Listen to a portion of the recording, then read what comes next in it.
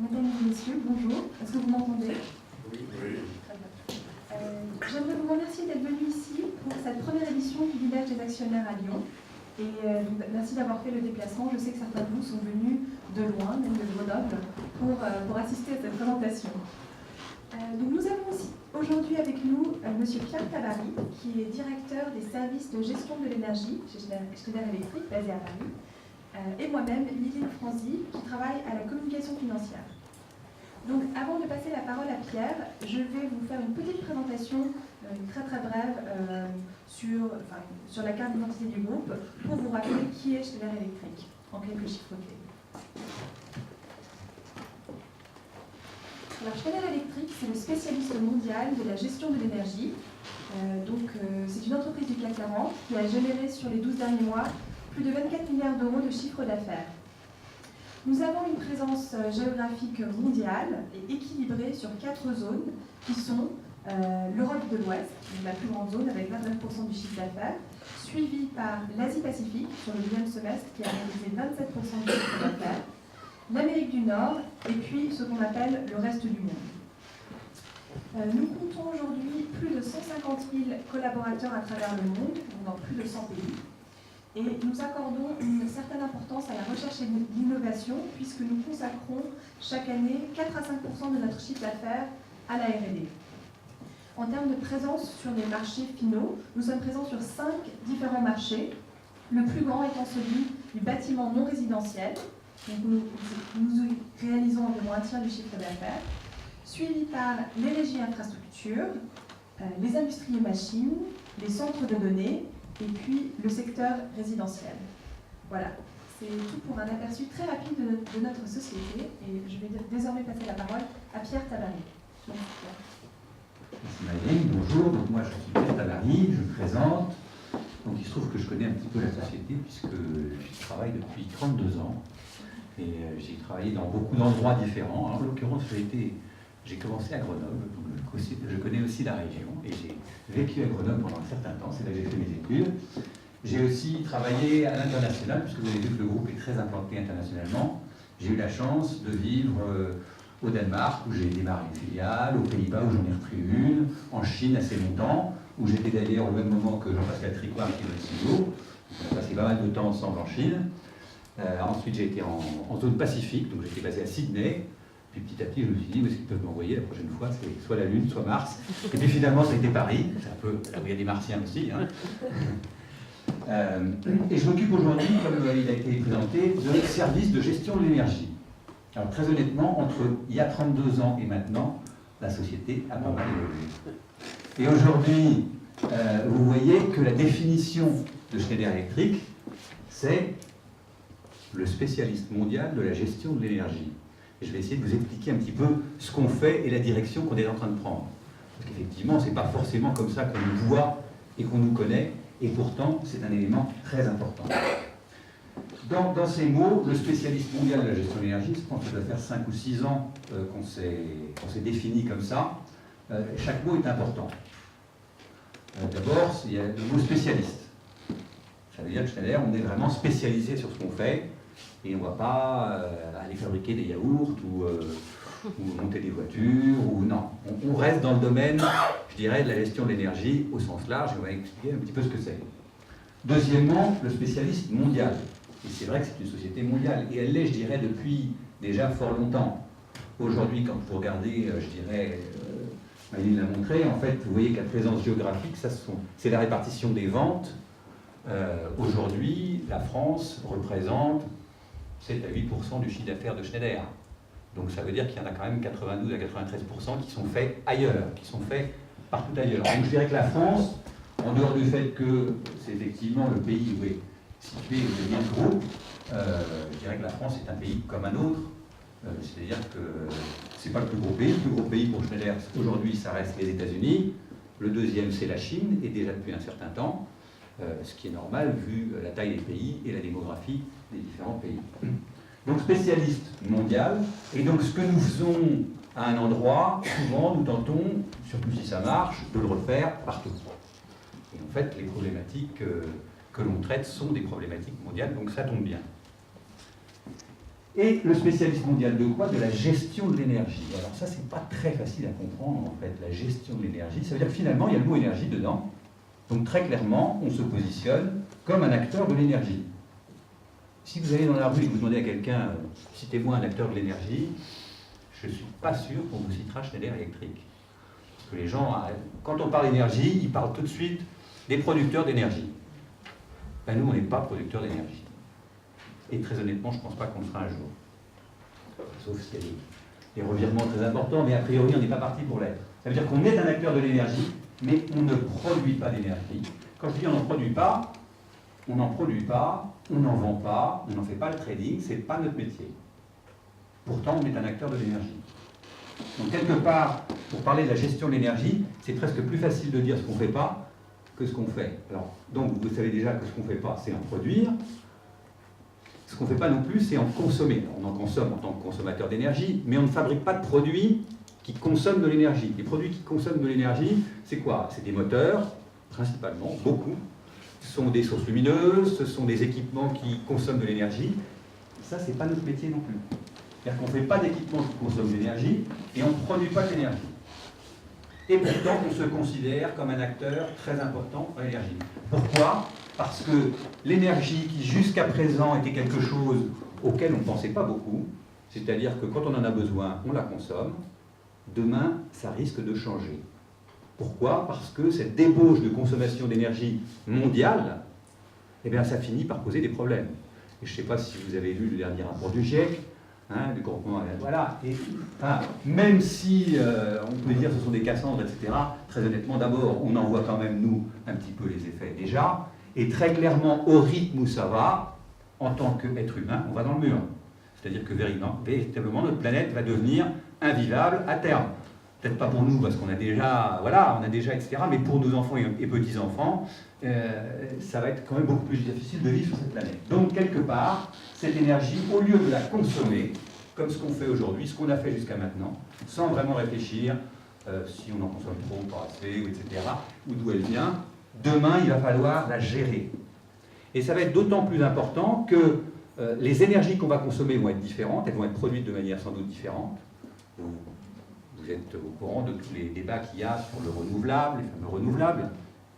On parle beaucoup, alors on a parlé des hydroliennes récemment, mais en termes de taille, on parle beaucoup de l'éolien, on parle beaucoup du photovoltaïque. C'est très bien, et il faut le faire, mais ça n'empêche que ce sont des énergies qui ne sont pas comme les autres. Les autres, quand on en a besoin, elles sont là. Celles-là, elles sont là s'il y a du vent pour les éoliennes, et s'il y a du soleil, s'il y a en tout cas de la lumière pour le photovoltaïque. Donc, c'est ce qu'on appelle des énergies de plus en plus intermittentes et qu'on ne pilote pas du tout de la même manière.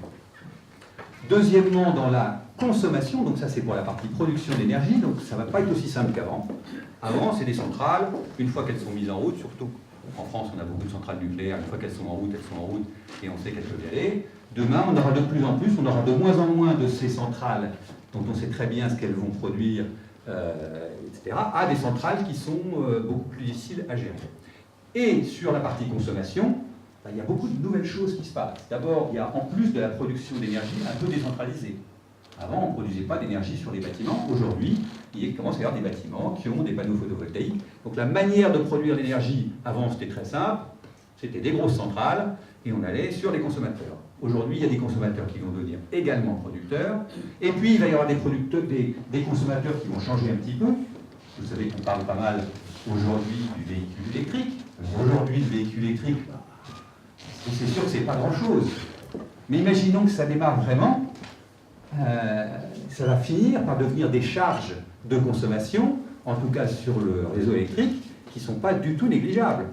Et puis une voiture électrique, c'est une charge de consommation, mais ça peut être aussi imaginé comme, finalement, une ressource. Finalement, quand elle est chargée et si elle est branchée, si on a besoin à un moment, pas que pour rouler, mais pour autre chose, on pourrait éventuellement aller lui pomper sa batterie. On peut tout imaginer. Donc, de plus en plus, nous, on en est absolument persuadés. Cette énergie, que jusqu'à maintenant, on a consommée véritablement sans vraiment y réfléchir, sauf certains très gros acteurs, très gros consommateurs, pour lesquels, dans leur coût de production, ça représente une partie importante. Les autres, honnêtement, on n'y réfléchit pas beaucoup. Et si je donne des exemples très concrets, peut-être l'endroit où on y fait le moins attention, pour moi, dans tout ce que je vois, puisque je m'occupe de services de gestion de l'énergie, donc je vois quasiment tous les gens qui en consomment, là où on y fait le moins attention, c'est sans doute dans le secteur tertiaire.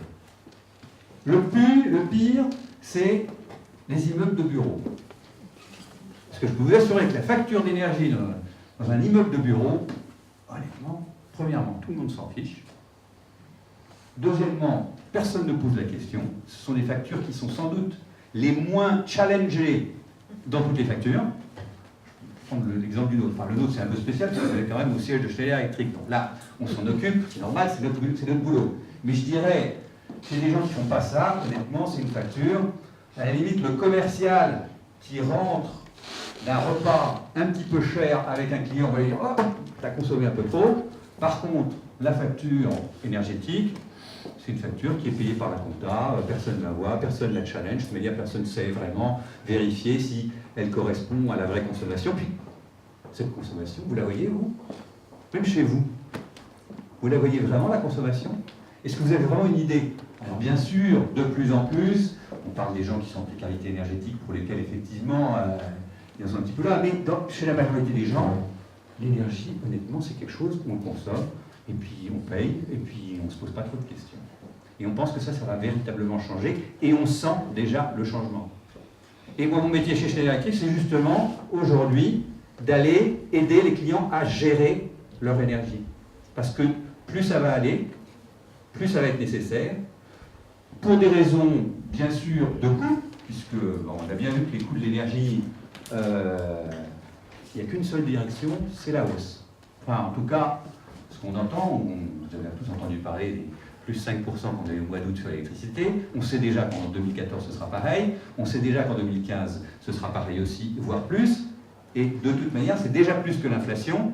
Et encore, on reste moins cher que nos voisins. Donc, si un jour ça s'équilibre, ce ne sera pas à la baisse, ce sera certainement à la hausse. Donc finalement, ça finira par faire un petit peu mal, même si la partie facture d'énergie n'est pas forcément la plus grosse partie d'un budget pour beaucoup de consommateurs.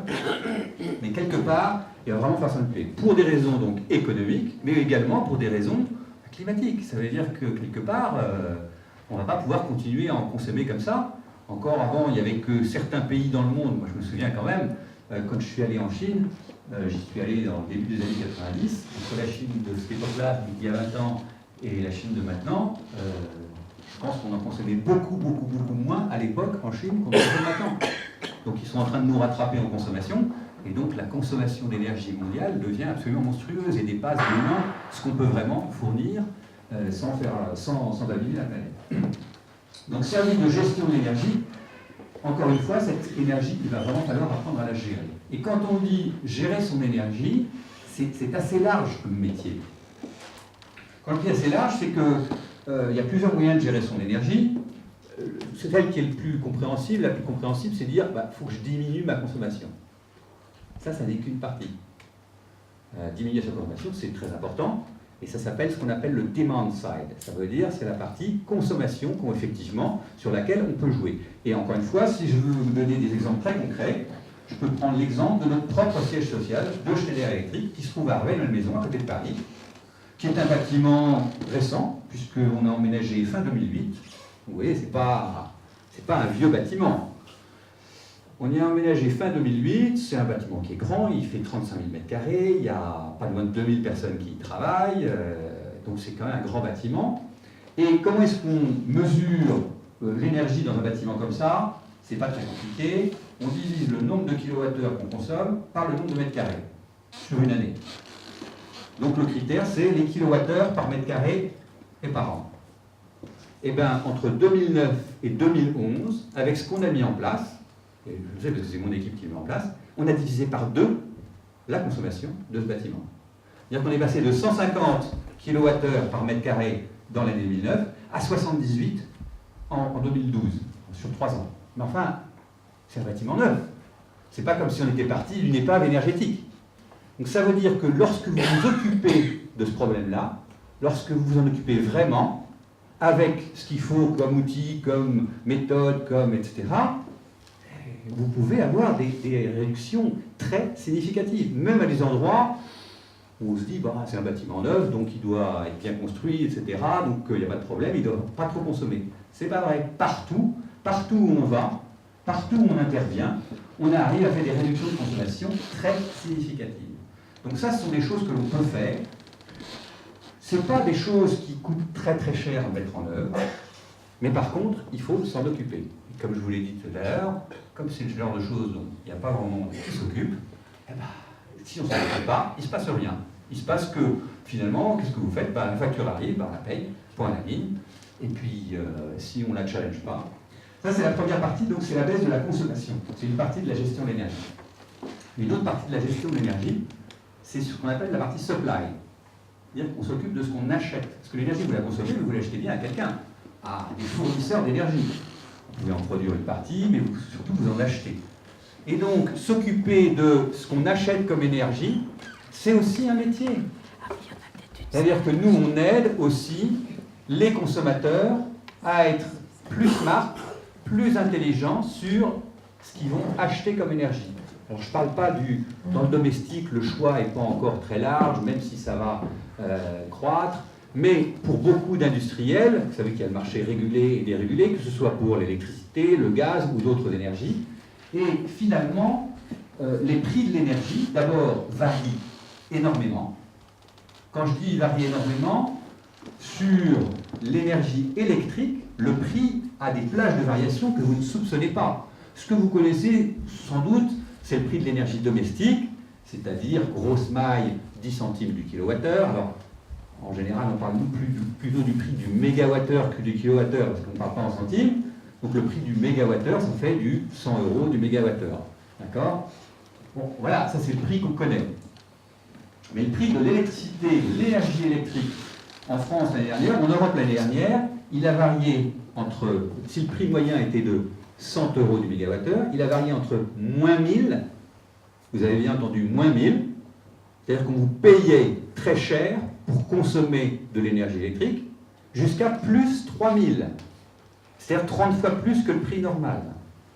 Parce qu'il y a des moments où tout le monde en a besoin, le prix il augmente. Il y a des moments où il y en a beaucoup trop sur le réseau, on ne sait pas quoi en faire, notamment quand les centrales marchent très bien, et qu'en plus il y a du vent et qu'il y a du soleil, on se retrouve avec beaucoup trop d'énergie par rapport à ce qu'on en consomme. Et ça peut poser des problèmes techniques pour le réseau, et donc il faut bien l'utiliser. Et donc on peut même vous payer pour en utiliser. Donc vous imaginez bien qu'avec des plages de variation aussi importantes, il y a sûrement des choses à faire pour la consommer intelligemment. Et c'est la même chose sur les prix de toutes les énergies, que ce soit le prix du gaz, vous voyez qu'on a eu des baisses de prix à cause du gaz de schiste aux États-Unis, etc. Tout ça, ce sont des métiers particuliers.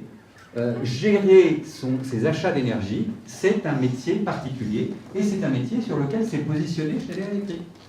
Schneider Electric a racheté alors je ne sais plus s'il y a 2011 ou 2010, des sociétés, vous l'avez peut-être lu, qui s'appelait Summit Energy, une société en Écosse qui s'appelle M&C Energy Group.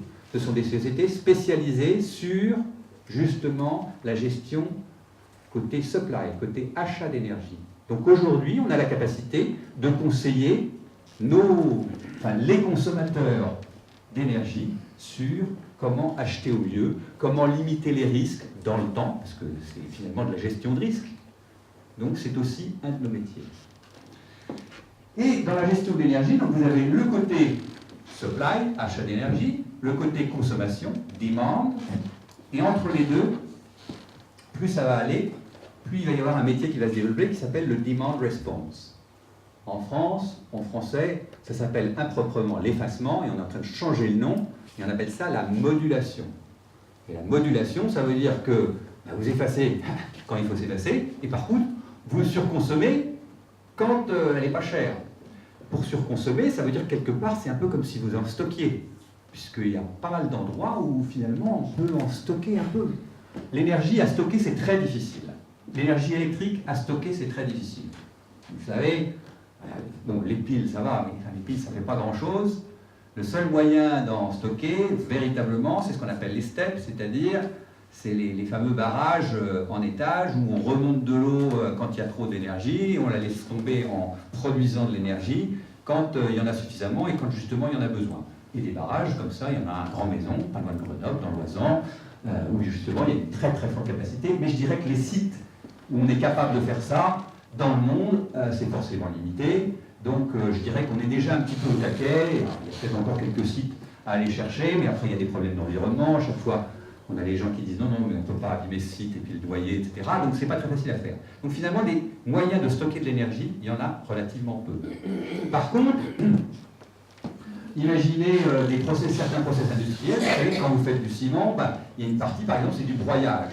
Le broyage, peut-être que vous pourriez le mettre en route quand c'est pas cher, quand l'énergie est très disponible.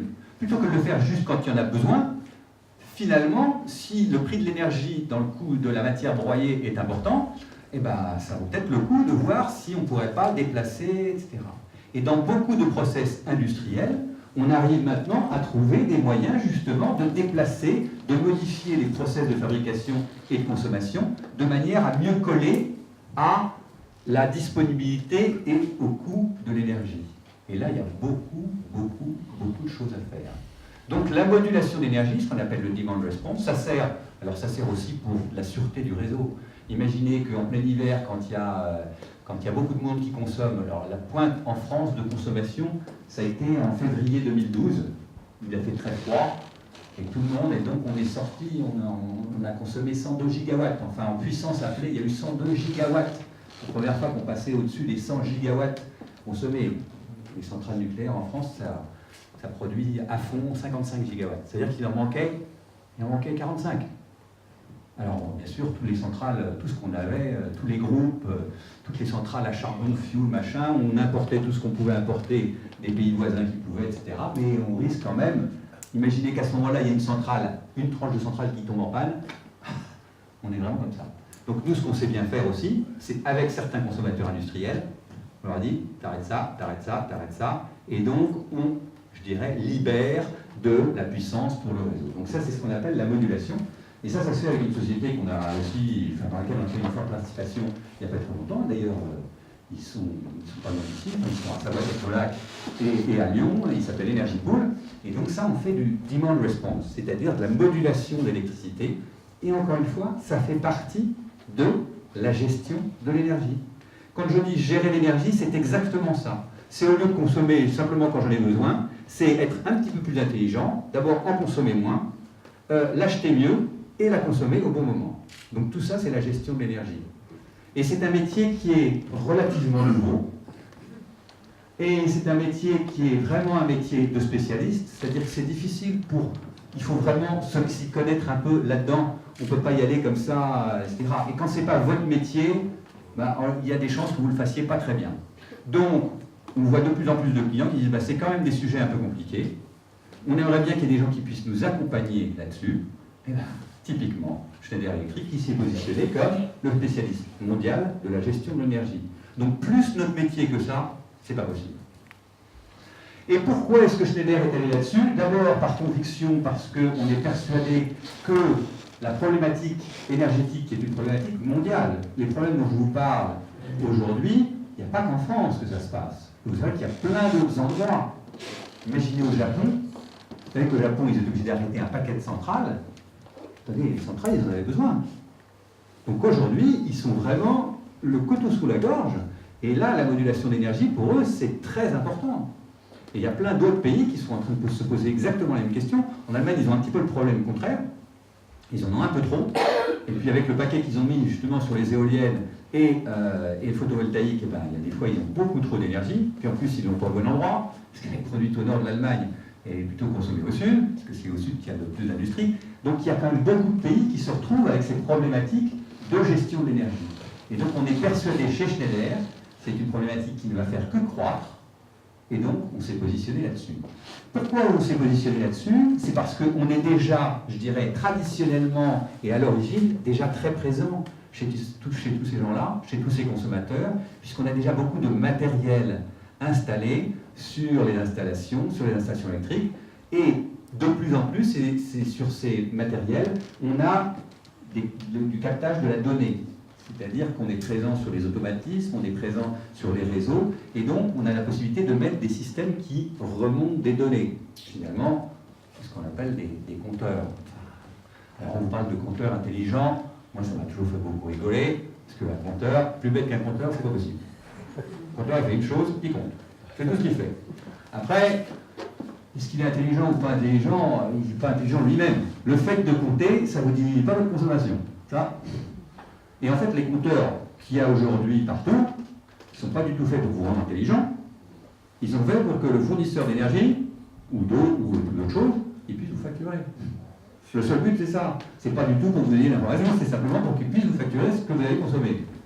Donc, je dirais compteur intelligent, ça ne veut pas dire grand-chose. Les compteurs, ils sont soit complètement idiots, c'est-à-dire qu'ils comptent, soit un peu moins, ça veut dire qu'ils envoient l'information qu'ils ont quelque part, et cette information, en la récupérant, on va pouvoir en faire quelque chose, et avec notre intelligence, on va se dire, bah, là, c'est pas normal, ou là, tiens, ça vaudrait peut-être le coup que je en fasse un peu plus, puisque c'est vraiment pas cher. Mais tout ça, ce sont beaucoup de données qu'il faut traiter. Jusqu'ici, vous avez quoi? Vous avez une facture par mois. Est-ce que vous pouvez gérer votre énergie chez vous avec une facture par mois? Vous rêvez? D'abord, c'est trop tard. À la fin du mois, quand vous avez la facture, vous avez consommé. C'est trop tard. Donc, si vous réussissez, et même moi, chez moi, très honnêtement, j'ai même pas une facture par mois. D'abord, j'en ai plus. Elle est électronique. Et puis, c'est fait pour que ce soit le plus indolore possible. C'est-à-dire que moi, on me prélève une certaine quantité d'argent qui est la même tous les mois. Donc, si vous me dites qu'est-ce que vous avez consommé le mois dernier, honnêtement, j'en ai pas la moindre idée. Simplement, en décembre, au moment où je suis en train de faire les cadeaux de Noël, les machins, etc., on viendra me faire un petit soir rattrapage sur mon... Je veux dire, tout est fait pour que de toute manière, je m'en occupe le moins possible. Donc forcément, si je ne m'en occupe pas, je ne la gère pas. Et si je ne la gère pas, je continue de la consommer comme avant. Et pourtant, en m'en occupant, je pourrais déjà regarder si, quelque part, j'en consomme normalement, ou s'il y a une dérive, parce qu'il y a peut-être quelque chose qui ne se passe pas. Et j'ai des exemples à titre personnel que j'ai fait, et effectivement, j'ai découvert des endroits, par exemple, des pompes pour l'arrosage automatique, dont il y a, vous savez, des discontacteurs qui les arrêtent quand le ballon est plein, et bien si elle ne s'arrête pas, la pompe elle continue de tourner. Donc au lieu de tourner pendant 2 heures pendant la journée, elle tourne pendant toute la journée. Une petite pompe de 800 watts, ça va vite, hein. Sur une année, ça finit par faire cher. Donc si vous ne regardez pas, si vous n'avez pas quelque chose qui vous dit tiens, c'est un peu bizarre, il y a quelque chose qui se passe, ben vous en occupez pas, et finalement c'est trop tard. Une fois que vous l'avez consommé, vous l'avez consommé. Donc il y a plein de moyens, et encore une fois, tout ça va être des données.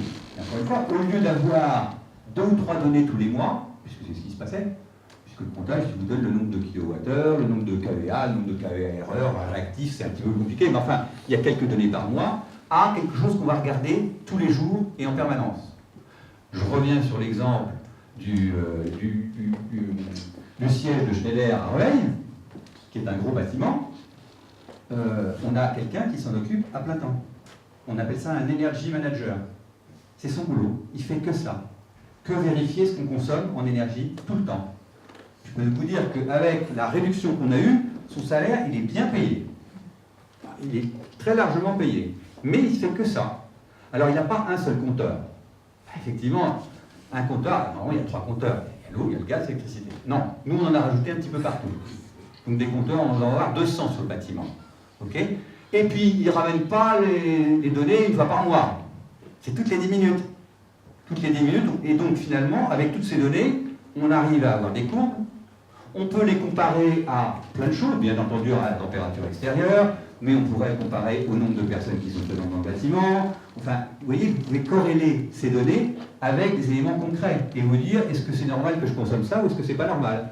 Comme ça, on suit la consommation d'électricité, de gaz, même d'eau, même des déchets produits, toutes les feuilles de papier qu'on consomme, etc. Tout ça, ce sont des données que l'on remonte sur des systèmes, bien entendu, qui sont des logiciels, des systèmes informatiques.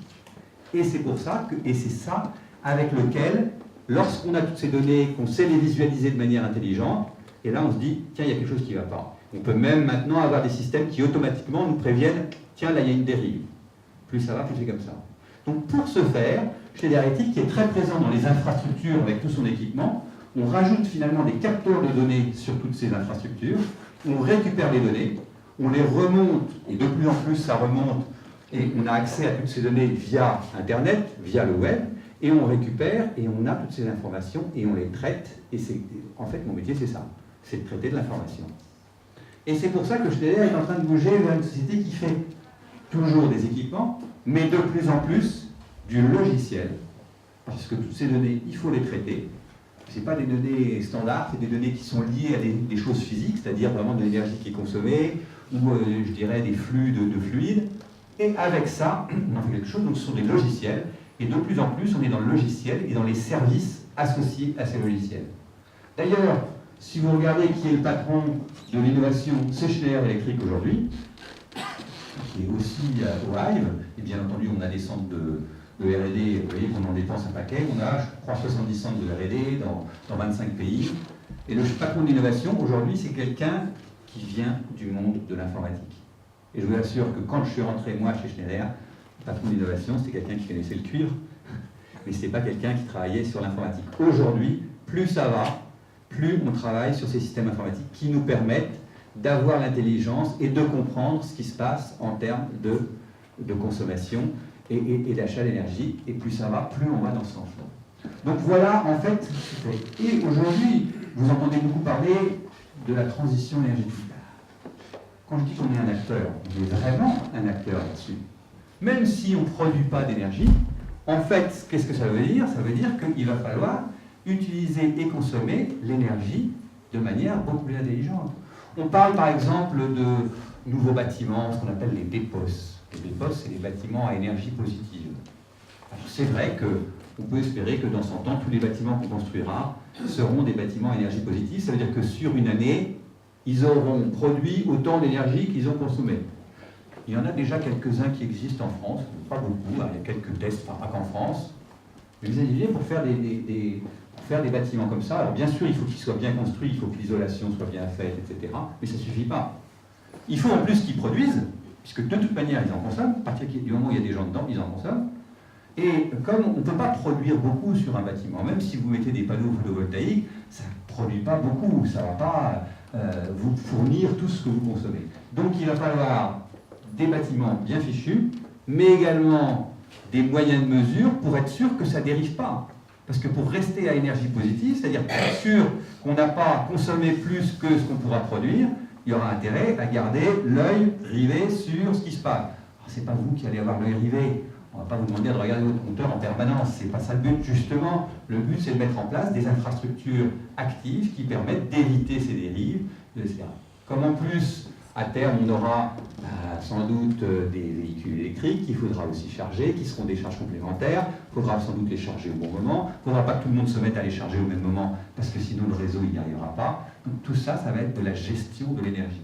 Et toute l'énergie électrique qu'on amène, que ce soit aux particuliers, que ce soit aux immeubles de bureaux, aux hôpitaux, aux écoles, etc., tout ça, il va falloir le gérer de manière intelligente. C'est exactement le métier sur lequel se positionne Schneider Electric.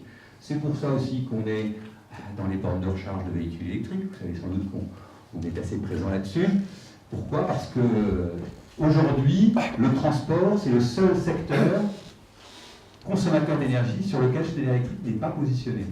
Si vous regardez toute l'énergie consommée dans le monde, sur 100, eh bien, il y en a 28 qui sont consommés par un secteur sur lequel nous ne sommes pas, c'est le transport. C'est-à-dire qu'il y a 28% de l'énergie mondiale qui est consommée pour les voitures, les camions, les trains, les avions, tout ce qui est le secteur du transport, sur lequel nous ne sommes pas.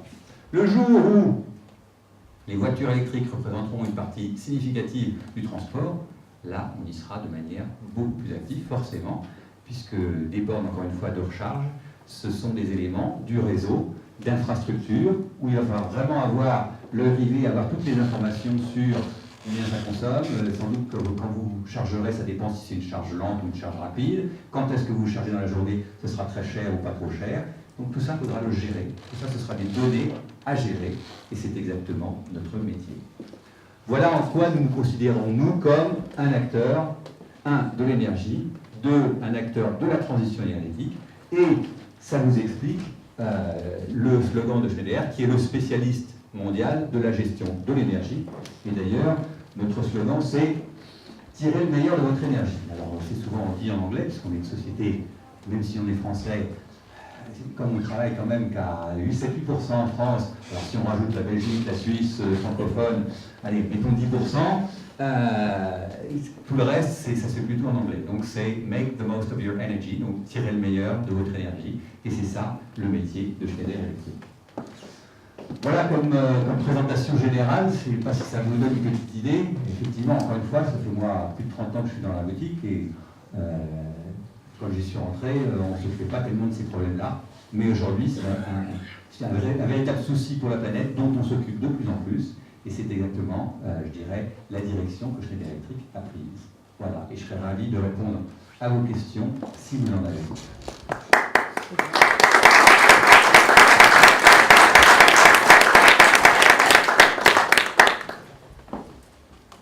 Qui sont vos principaux concurrents? Ah, il y en a tellement. C'est une très très bonne question, ça. Alors, on a beaucoup de concurrents. Hein. Il y a des gens qui sont positionnés exactement comme nous, très honnêtement, il n'y en a pas beaucoup. Alors, les concurrents, on a ce qu'on appelle les concurrents traditionnels, qui soient locaux ou mondiaux.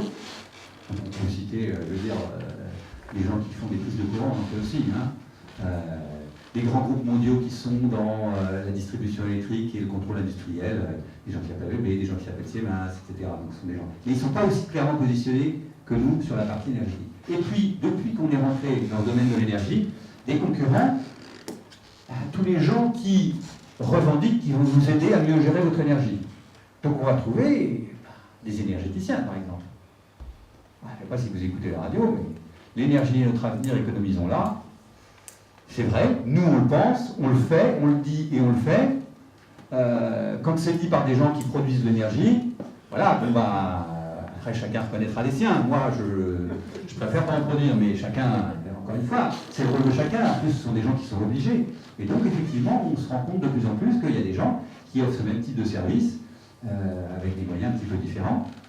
On peut imaginer aussi, comme on rentre beaucoup dans le domaine de l'informatique, puisque finalement il y a énormément de données à traiter, on commence à voir des gens qui sont issus du monde de l'informatique, qui viennent sur ce sujet-là. Alors souvent, ils sont très bons pour traiter les données. Par contre, le problème, c'est que ces données, elles sont reliées à des éléments physiques, à des vrais compteurs, dans des vraies installations. Et là, quand on rentre dans le dur, ils sont un petit peu moins à leur aise, forcément, parce que c'est quand même des sujets un petit peu compliqués. Il y a des réglementations, il y a des risques très forts. C'est pas simplement le nombre de personnes qui ont appelé quelqu'un sur leur smartphone. Je peux vous l'assurer, pour l'avoir vécu, encore une petite anecdote, il se trouve qu'on a installé des systèmes justement de récupération de toutes ces données au siège parisien d'une grande société qui est un grand concurrent mondial. Il nous avait quand même passé le contrat, etc. Et il se trouve que malheureusement l'installateur électricien qui est allé poser les compteurs dans les tableaux électriques a fait une fausse manip. Le siège s'est retrouvé dans le noir. Pendant, c'est-à-dire ça a fait vraiment disjoncter le truc, hein, c'était juste des transfo. Donc là c'est le disjoncteur principal qui est parti, qui a ouvert, et donc il se trouve que le siège a été dans le noir pendant toute une après-midi, tous les gens du siège. Donc voilà, encore une fois, c'est pas comme si c'était un hôpital ou un aéroport, il n'y a pas mort d'homme.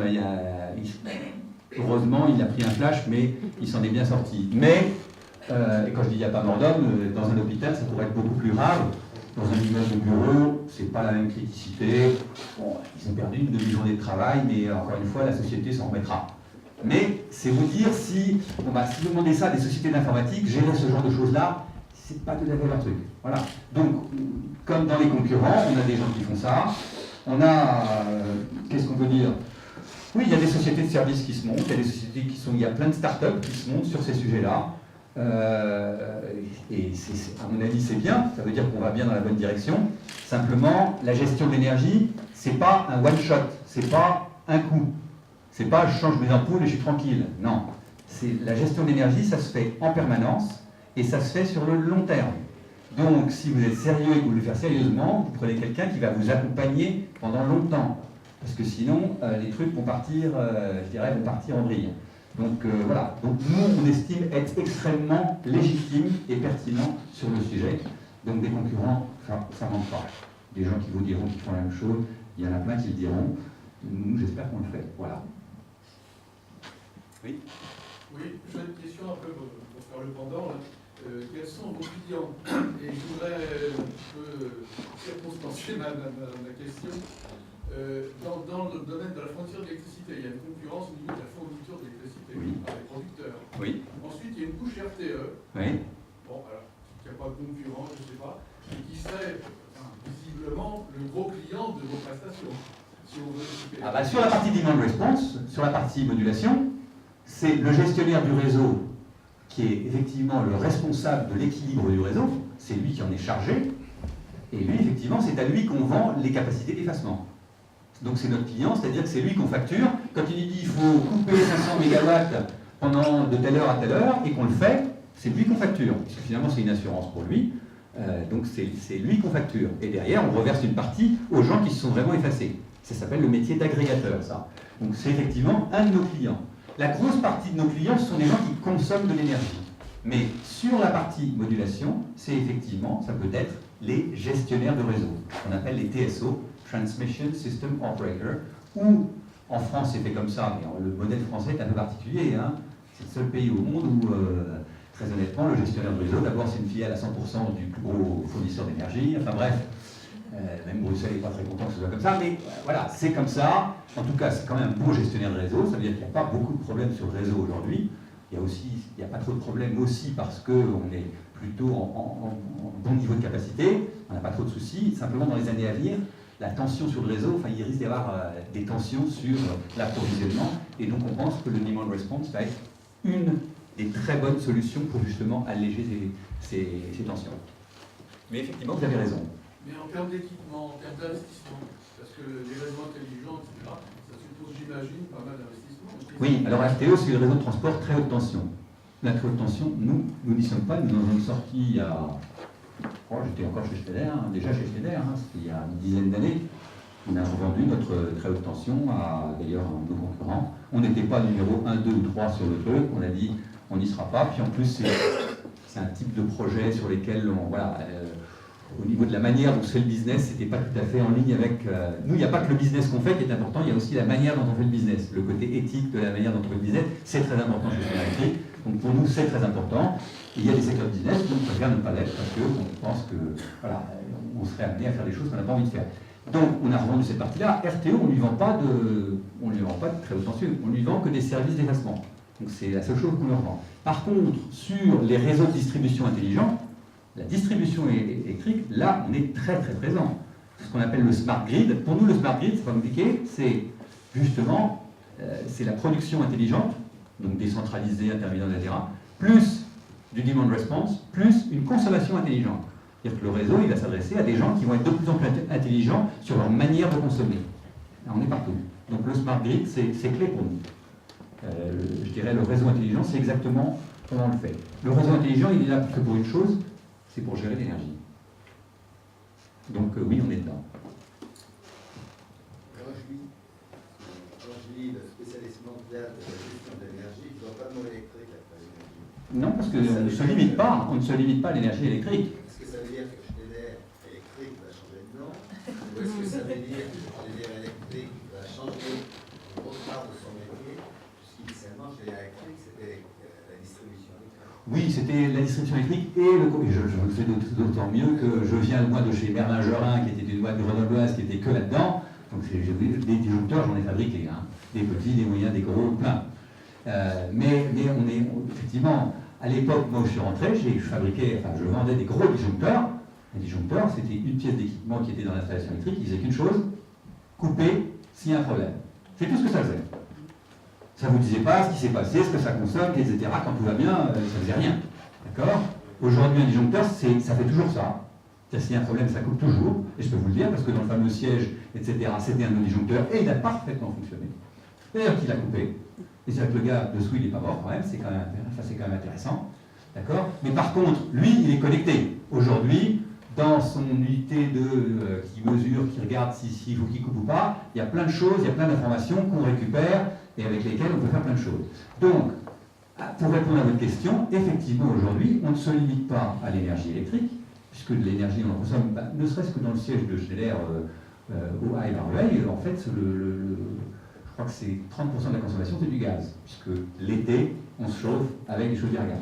Mais même ça, on le gère, bien entendu, on est capable de gérer. Alors ça ne gère pas de manière aussi fine que l'électricité. Ce qu'on pense, c'est que dans le mix de l'énergie consommée dans le monde, la partie électrique, qui est quand même la forme d'énergie la plus souple, la plus facile à utiliser, la plus facile à augmenter, diminuer, etc., va augmenter. Ça, on en est persuadé.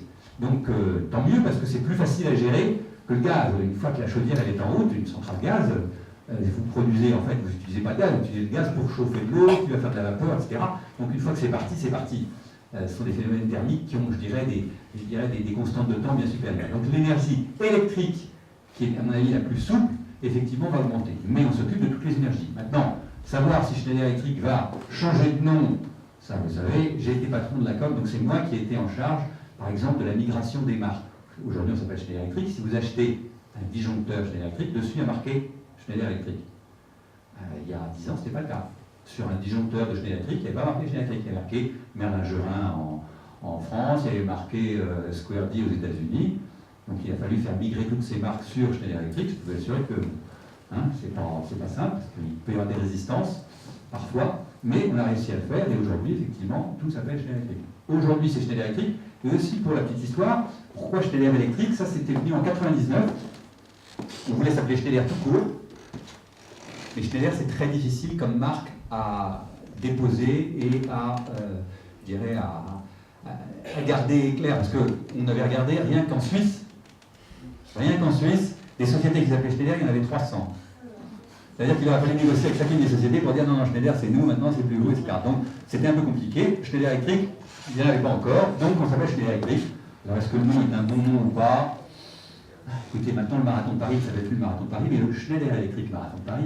Je veux dire, si on commence en notoriété, on commence à monter, on commence à nous voir un petit peu plus. Mais c'est vrai qu'aujourd'hui, ça s'appelle Schneider Electric. Comment ça s'appellera demain? Très honnêtement, là, il faudrait demander à notre CEO s'il a des idées pour en changer. Mais bon, ça commence à être un petit peu connu. En tout cas, dans le métier, Schneider Electric est assez connu, puis c'est quand même une société qui a, je dirais, pignon sur rue, et puis c'est quand même un des poids lourds du CAC, donc c'est pas si facile que ça a changé, mais ça se fait. Maintenant, savoir si on le fera ou pas, là, je dirais que je ne parierai pas sur ça va changer ou ça va rester. Mais en tout cas, ça ne s'appellera pas Schneider, même si on parle souvent de Schneider, mais il y a encore des gens qui ne connaissent pas du tout, qui nous confondent avec un fabricant d'ascenseurs. Voilà, bon, bref.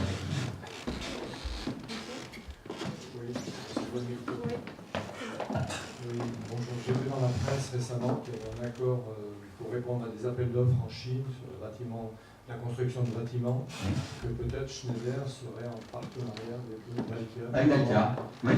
Qu'est-ce que vous pouvez nous dire sur ce que chacun des partenaires apporterait dans cette association? Est-ce qu'on la retrouvera plus tard dans d'autres grands projets? Écoutez, en Chine, on a pensé qu'effectivement c'était le moyen le plus rapide, c'était une très bonne question, le partenariat entre Dalkia et Schneider Electric en Chine. Qui est Dalkia déjà? Veolia? Voilà, Dalkia, c'est un petit. Enfin, là, je ne peux pas répondre pour Dalkia, mais Dalkia, c'est une filiale commune de EDF et de Veolia Environnement, il me semble. Hein. Donc voilà, c'est une filiale commune d'un énergéticien et d'une société qui fournit des services à l'environnement. En fait, Dalkia, vous savez, le facility manager, celui qui s'occupe de notre bâtiment au siège, c'est Dalkia. C'est eux qui s'en occupent. C'est-à-dire que quand je vous dis qu'on a divisé la consommation d'énergie par deux, alors que nous ne sommes ni propriétaires du bâtiment, ni opérateurs du bâtiment. En fait, quand vous regardez un bâtiment comme le Haye, c'est quasiment la recette de l'inefficacité énergétique maximale. Pourquoi? C'est un bâtiment, il est construit par un promoteur. Promoteur, est-ce que ça l'intéresse de savoir si le bâtiment il va consommer ou pas? Rien, réfléchis. Maintenant, il y a des règles, il n'a pas le droit de faire ce qu'il veut, mais honnêtement, une fois qu'il a fini le bâtiment, lui, il part, il va en construire un autre. Donc ce qui se passe dans le bâtiment qu'il a construit, honnêtement, c'est pas du tout son problème. Deuxièmement, il y a un propriétaire. Est-ce que c'est lui qui paye la facture? Non. Donc, c'est pas son problème. S'il consomme, il ne consomme pas, il sera peut-être plus facile à louer, etc. Mais quelque part, c'est pas son problème. Troisièmement, il y a celui qui l'occupe. Alors c'est lui qui paye la facture. Donc lui, il peut s'y intéresser, mais très honnêtement, si je regarde le problème de Schneider en tant qu'occupant de ce bâtiment-là, le gros de mes coûts, c'est pas l'énergie dans le bâtiment-là. C'est d'abord le coût du loyer. Donc j'ai plutôt intérêt déjà à vérifier que j'utilise bien les mètres carrés que je loue. Ça me rapporte beaucoup plus d'argent si je le fais bien que d'aller traquer le kilowattheure. D'accord? Et puis quatrièmement, il y a un facility manager, c'est-à-dire celui qui fait la maintenance, etc. Oui, c'est pas lui qui paye, c'est les Dalkia, les Cofeli, etc. Très honnêtement, leur propre volonté d'améliorer la consommation, ça ne leur apporte rien à eux. Donc c'est vous dire si, quand vous regardez, finalement, il n'y a personne qui est vraiment intéressé. Donc vous avez toutes les chances que les choses consomment beaucoup et que rien ne se passe. Alors, en l'occurrence, dans notre propre siège, comme c'est ce qu'on fait, et encore une fois, on walk the talk, comme on dit en anglais, c'est-à-dire qu'on fait ce qu'on dit et on le fait. Et quand on s'en occupe, je peux vous assurer que la consommation, elle décroît. C'est pas Dalkia qui nous a baissé notre consommation. Nous, on a tout ce qui est système et tout ce qui est compétence sur ces trucs-là. Dalkia, ils ont en fait toute la force de frappe. Ils ont les gens dans les bâtiments. Finalement, quand vous regardez les gens de Dalkia, ils ont beaucoup de gens. L'équipe de Dalkia, au WIFE, il doit y avoir une dizaine de personnes, quoi. Les gens de la maintenance. Ben voilà. Donc, mais eux, par contre, ils n'ont pas tous les systèmes qu'il faut. Ils n'ont pas toute cette connaissance technique. Ils sont capables d'opérer, mais ils n'ont pas toute la connaissance technique. Donc, c'est pour ça qu'on le fait ensemble, j'imagine. Mais Dalkia vous fait un bilan de chauffe. C'est eux qui s'occupent du chauffage. Oui, c'est eux qui s'occupent du chauffage, mais ils s'en occupent, mais encore une fois, ils ne sont pas forcément challengés sur ce que vous consommez, puisque c'est vous qui le consommez. Non, mais ils se doivent de vous donner un bilan. Oui, mais... Comme un rapport. Voilà, tout à fait, ils vous donnent un bilan. Mais encore une fois, entre avoir un bilan, c'est ce que je vous disais sur le compteur. Le compteur en lui-même, même si vous le regardez, l'énergie que vous consommez, elle ne va pas baisser parce que vous regardez le compteur. Il faut prendre des actions, il faut mettre des systèmes en place de mesure qui ne sont pas un bilan par an, ça ne suffit pas, c'est tous les jours. Et il faut regarder les dérives. Et il faut, quand vous prenez des actions correctives, c'est-à-dire vous voyez qu'il y a une dérive, vous prenez une action corrective, qu'est-ce qu'il faut faire? Vous vérifiez que ça a bien corrigé et que l'action, elle a bien eu un impact. Donc tout ça sont des systèmes. Vous avez des régulateurs pour ça.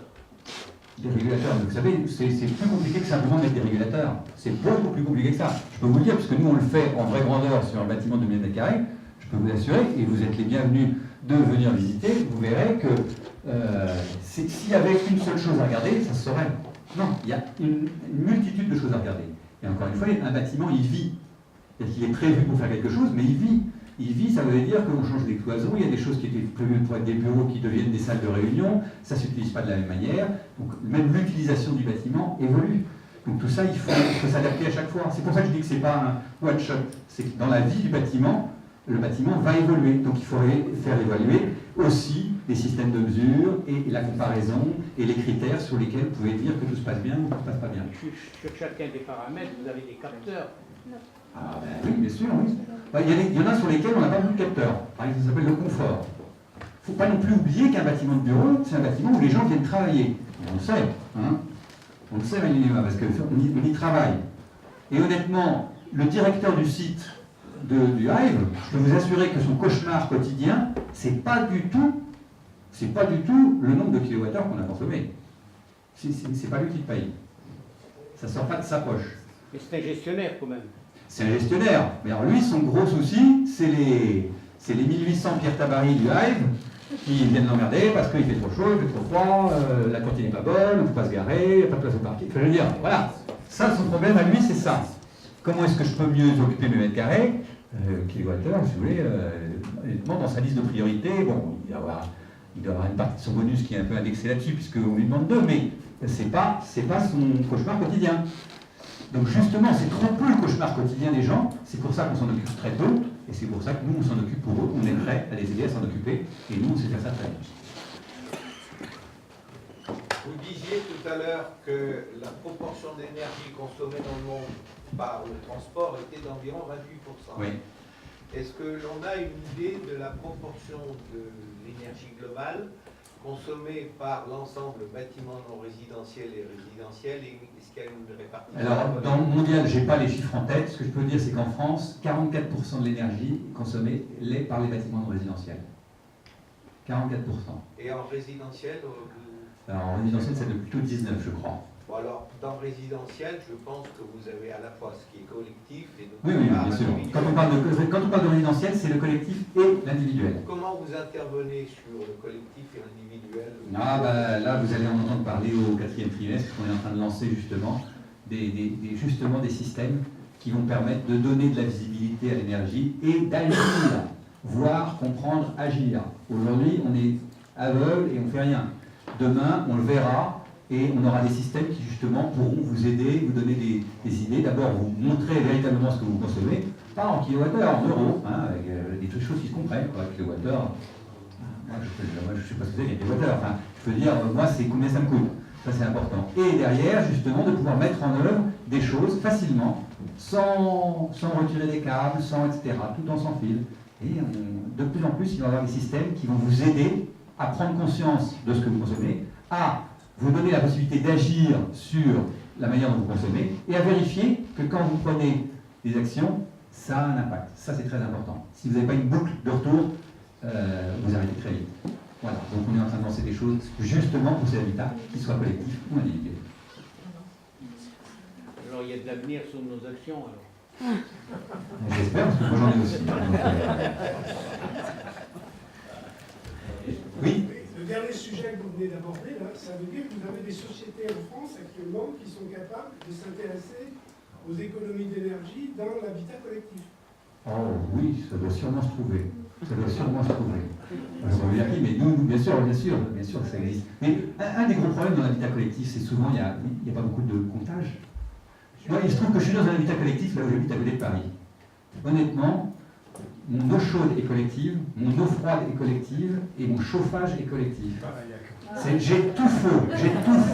Impossible. Moi, à part les charges que je paye, encore une fois, avec un petit rattrapage à mener, je ne peux rien faire. J'ai pas un compteur, ni d'eau. J'ai pas de compteur d'eau, j'ai pas de compteur de chauffage. Le seul compteur, c'est la facture des charges. Qu'est-ce que vous voulez faire dans un système comme ça? C'est absolument impossible. Je trouve que moi j'ai beaucoup trop chaud en plus dedans. Je veux dire, que j'ouvre, que je ferme, honnêtement, ça ne change quasiment rien. Et encore, il y avait même des radiateurs où il n'y avait même pas de robinet pour fermer les radiateurs. Enfin, je veux dire, c'est incroyable. C'est un bâtiment des années 60. Donc il y a plein d'endroits où ce qui manque déjà, c'est rien qu'un système de base pour avoir une petite idée de ce qui s'y passe. Ah, c'est sûr, pour en électricité, je ne consomme pas grand-chose. Hein. Honnêtement, je suis à, je sais pas, à 10 € par mois. Enfin, je veux dire, je suis quasiment à rien. J'ai pas d'eau chaude à chauffer, enfin, j'ai pas d'eau à chauffer. Dire à part les machines et un peu de tambouille, j'ai pas grand-chose électrique. Mais j'ai aucun moyen de vérifier. Et encore une fois, donc, dans le collectif, bien entendu, le plus important, dans le collectif existant, puisque maintenant le collectif, vous ne pouvez pas en construire sans qu'il y ait des moyens qui sont les mêmes, mais dans le collectif existant, là, il y a énormément à faire. Surtout qu'il y a un horizon à 2017. Exactement. Donc je pense qu'il y a de l'avenir dans la gestion de l'énergie, notamment dans l'habitat collectif. Donc on va y aller à fond. Vous dites que vous avez fait 50% d'économie en kilowattheure par mètre carré par an. Ouais. À votre siège. Dans le siège, ouais. Par rapport aux dépenses que vous avez faites pour électrique, tout ça, quel est le retour sur... Non, en énergie, gaz, électricité. Est-ce que vous pouvez parler du retour sur investissement? Oui, nous il est très simple le retour sur investissement. On est rentré dans le bâtiment, on a un bail de 9 ans. Donc pendant 9 ans, de toute manière, on est sûr qu'on y sera. Donc tout ce qui rapporte de l'argent avant 9 ans, bah, ça vaut le coup. C'est pas compliqué. Alors maintenant, c'est plus 9 ans, parce que ça fait déjà 4 ans qu'on y est. Donc maintenant, tout ce qui est un temps de retour de moins de 5 ans, eh ben, ça vaut le coup. Donc en fait, notre temps de retour, nous, alors bien sûr, on est des industriels, donc il faut que ce soit moins de 3 ans. Mais en l'occurrence, si vous êtes sûr que de toute manière, dans 5 ans, je ne vois pas comment on changerait de siège comme ça, je veux dire, ce n'est pas une décision qui se prend facilement. Donc en fait, c'est ça, il ne faut pas se fixer des seuils. Mais les temps de retour, en général, sur tout ce qu'on appelle l'efficacité énergétique active, c'est-à-dire que vous ne touchez pas au bâti, vous ne touchez pas à l'isolation, etc. Ça, c'est ce qu'on appelle le passif. Et nous, l'actif, c'est tout ce que vous faites avec les équipements que vous pouvez piloter dans un bâtiment. Ça, les temps de retour, l'ordre de grandeur, c'est 3 à 5 ans. Et ça peut être plus court que ça. Ça peut être plus court que ça, absolument. Et là, des exemples, on en a plein. Et on en fait, hein. Moi, mon équipe, là, on a fait 15 hypermarchés partout en France. On leur a fait un contrat de performance énergétique. C'est nous qui nous engageons sur la performance. On leur a gagné 25% en moyenne sur 15 hypermarchés qui sont partout en France. C'est des grands hypermarchés. 25%. Ils marchent ni plus ni moins qu'avant, simplement ils consomment 25% de moins. Et le temps de retour, c'est 3,1 ans. Voilà. Et c'est nous qui nous en occupons pour eux. Ils ne s'occupent de rien, c'est nous qui faisons pour eux. C'est-à-dire, pour eux, il n'y a pas de risque. De manière, si jamais on n'atteint pas, c'est pour notre pomme. C'est facile, la décision elle est facile à prendre pour eux. C'est le genre de service que l'on offre de plus en plus. Et dans de plus en plus d'endroits. Et c'est mon métier d'aujourd'hui. Ce n'est pas celui d'hier, mais c'est mon métier d'aujourd'hui. Avant de terminer, si vous pouvez nous parler de Inven6 que vous avez acquis. Alors, d'abord, on n'a pas encore acquis. On est en train d'essayer de l'acquérir. Là, c'est une société, c'est encore une société qui est très axée sur l'industriel, donc sur l'industrie, et notamment les industries à process, et qui justement a beaucoup de systèmes qui permettent de piloter les installations industrielles. Donc vous imaginez que ça rentre parfaitement en synergie avec ce qu'on veut faire. Ben voilà, plus parfait qu'une synergie, c'est pas possible d'y penser. Pour moi, c'est le rêve. Donc si on le fait, mon rêve se réalise. C'est pas fait encore? Je ne sais pas. Honnêtement, je ne connais pas le détail, mais c'est en train de se faire. C'est en bonne voie. Je vais vous donner bonjour, je m'appelle Grégoire, je fais partie de l'équipe. J'ai beaucoup travaillé sur Inventis jusqu'au moment où on a dû faire l'offre juste au milieu de l'été, fin juillet. Toute fin juillet. Il y a eu peut-être premières rumeurs mi-juillet, etc. C'est une société cotée à Londres, donc nous devons d'abord faire une offre aux actionnaires. Les actionnaires se prononcent dans une semaine sur notre offre.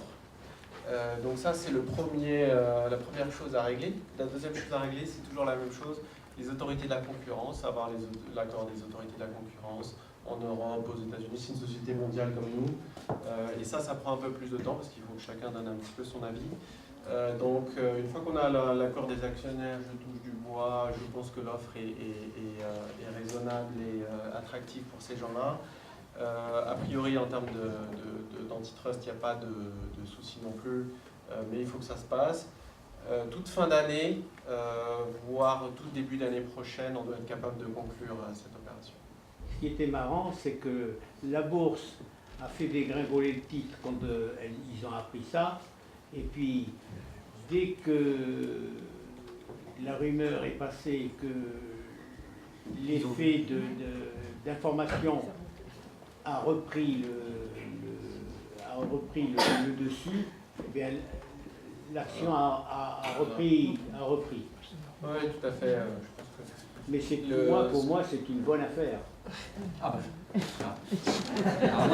quelqu'un qui gère l'énergie, savoir exactement ce qui se passe dans les process industriels, alors là, je peux vous dire, c'est que du bonheur. Deux questions. Une très rapide. Quelle est la croissance que vous attendez sur les 5 prochaines années, sur votre marché? Première question. Deuxième question, un peu plus complète, qui intéresse le chargé de communication, c'est vos marchés en développement, c'est l'Asie-Pacifique, l'Amérique du Nord, un peu moins l'Europe. La France représente 7 à 8%. Comment se fait-il que le siège social est encore en France alors que le président est en Hong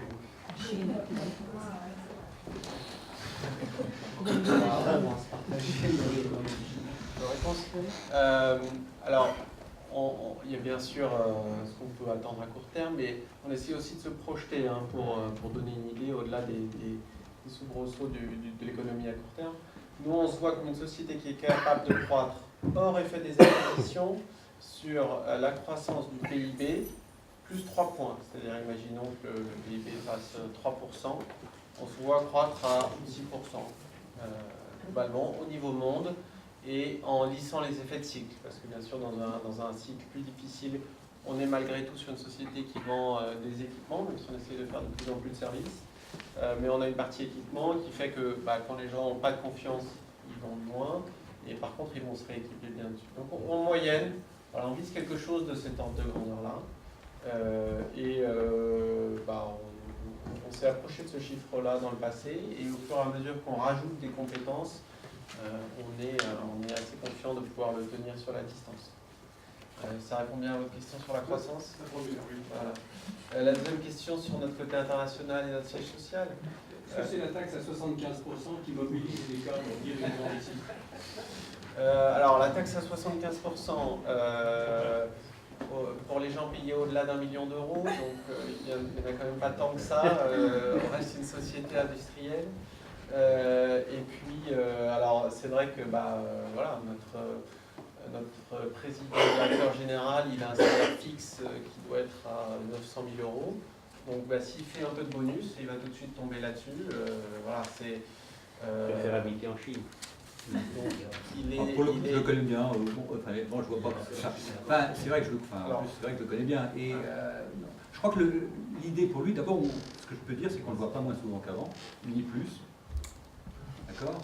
Donc je crois que c'est quand même plus pour sa famille, c'est plus vis-à-vis de sa famille, parce que c'est quand même là qu'il est basé, et il les voit quand même plus souvent. C'est vrai que vous avez dit, la grosse partie de la croissance en ce moment, la plus forte croissance, c'est en Asie-Pacifique. Nous, ça ne nous a pas choqué du tout qu'il soit là-bas, parce que c'est l'endroit où il y a le plus de croissance, donc il faut le plus s'en occuper. Il n'y a pas que lui qui y est, il y a la patronne des ressources humaines, parce que, encore une fois, on embauche encore plus là-bas. Il y a la patronne de tout ce qui est supply chain, etc. Parce que les gros problèmes industriels. Moi, je me souviens, quand j'étais en Chine, il y avait une usine. Je sais, parce que c'est moi qui m'en occupais. Aujourd'hui, les usines, on en a 30 là-bas. D'accord? Donc, je veux dire, 30 usines, c'est pas très très simple. Donc, c'est pas du tout anormal. Encore une fois, le centre de gravité de l'activité aujourd'hui, il a basculé là-bas. Donc, je trouve pas que ce soit choquant. Enfin, en tout cas, moi, ça me choque pas du tout. Nous, en tout cas, en interne chez Schneider, on n'a même pas remarqué, quoi. Il est là-bas, puis quelque part ça ne change rien. Et par contre, le siège, il est toujours à Harley. Ce qu'il faut qu'on reprécise aussi, c'est que ça fait quand même longtemps qu'on est une société internationale. Donc on a des gens, en fait, ça fait très longtemps qu'on n'a pas tous les dirigeants au siège social en région parisienne. Donc aujourd'hui, on a un tiers des gens du comité exécutif qui sont aux États-Unis, un tiers en Europe, mais avec des gens qui sont aussi en Allemagne, en Espagne, etc. Et on a mis quelques personnes en Asie, ça peut aussi évoluer, mais c'était aussi une certaine manière de faire découvrir à des gens qui sont encore d'un profil relativement occidental, parce qu'on a quand même encore beaucoup d'Européens et d'Américains dans notre comité exécutif, de leur faire découvrir des régions où ça se passe totalement différemment des États-Unis et de l'Europe. Et pour des gens qui dirigent la stratégie ou les ressources humaines, c'est important de modifier un peu l'ADN qu'on peut avoir là-dessus.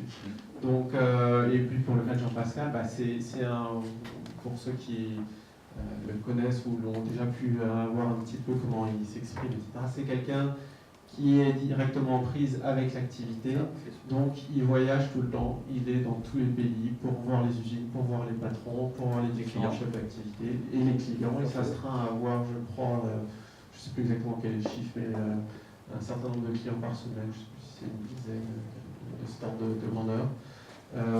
Aujourd'hui, notre siège social représente un ancrage important, mais pas forcément directement lié à notre manière de fonctionner.